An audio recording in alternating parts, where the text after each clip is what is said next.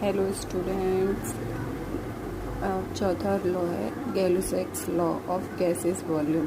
Gay-Lussac ने जो law दिया था वो गैसेस के लिए दिया था। गैसेस का मास तो होता नहीं है, तो उसका वॉल्यूम होता है। गैस के मास कम ही होते हैं, तो इस वॉल्यूम के ऊपर गैस को मेज़र किया जाता है कि गैस का वॉल्यूम कितना है। एक गैस, दो गैस, सबकी वॉल्यूम के ऊपर बात की जाती है। तो एनसीईआरटी की बुक में जो गैलुसेक लॉ के बारे में लिखा हुआ है, उन्होंने ये बोला, when gases combine or are produce in a chemical reaction they do so in a simple ratio by volume. इसमें एक कंडीशन है कि at same temperature and pressure, अगर हम टेम्परेचर और प्रेशर को चेंज नहीं कर रहे हैं, वो कांस्टेंट है, सेम है, तो वहाँ पर जब गैसेस कंबाइन होंगी, आपस में रिएक्ट करेंगी और जो प्रोड्यूस होगी वो गैस, वो सारे उनका जो रेशो होगा वो एक सिंपल रेशो होगा। जैसे फॉर एग्जांपल हाइड्रोजन ऑक्सीजन से वाटर बना, वाटर वेपर फॉर्म में है, तो ये लिक्विड फॉर्म में नहीं है, यहाँ गैस फॉर्म में है।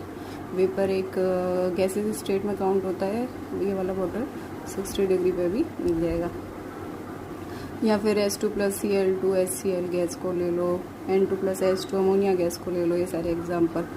तो इसमें जब इनको आपस में रिएक्टेंट से प्रोडक्ट बनेगा, तो जो गैसेस हैं 2:1 में है, तो जो प्रोडक्ट बना है वो 2 में है, तो इसको सिंपलेस्ट होता है, जिसके बाद कोई और रेशो नहीं। अब ये हो गया 2:1:2, तो इस सिंपल रेशो के अंदर होगा। किसी एक जो वॉल्यूम अगर उसका चेंज नहीं कर रहे हैं हम, तो टेम्परेचर और प्रेशर भी सेम है उसका, जो गैलुसेक लॉ है, तो वहाँ पे वॉल्यूम अगर चेंज होगा कैसे, सेम टेम्परेचर और प्रेशर पे। किसी का अगर हमने टेम्परेचर बढ़ाया है तो उसका प्रेशर भी बढ़ जाएगा वहाँ पर।